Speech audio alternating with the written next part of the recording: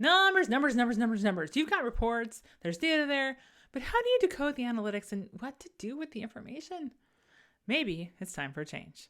I'm Brandy Lawson with Fiery Effects, and this is our third video in our series of 4 on identifying and implementing change in your business. We're looking at change through our third simple machine of business, analytics. My favorite.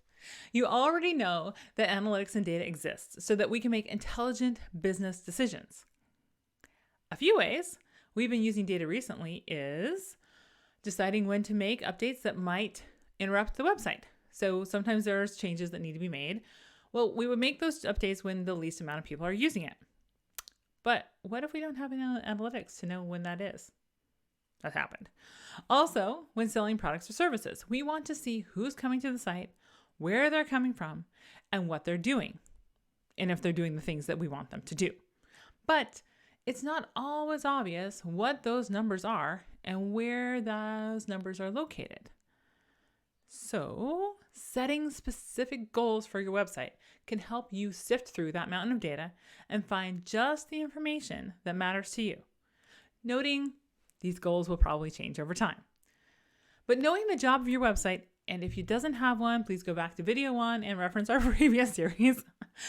Then setting goals to know if your website's doing that job is the first step to decoding analytics numbers.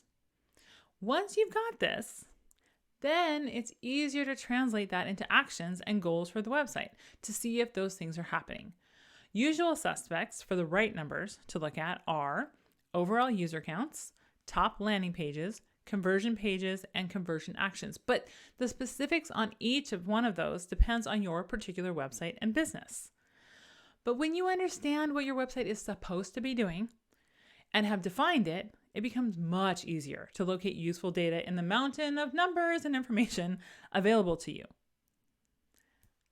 Setting up goals in Google Analytics or whatever analytics service you're using allows you to get straight to what matters: efficiency and effectiveness. Leave the rest for the data nerds. Get the good stuff and take action on that information. Let me know what your top website goal is in the comments. So, if you want to check out the rest of the video series, follow us here. Or if you need help with this and want to learn more about analytics, goals, connect with us at fieryeffects.com.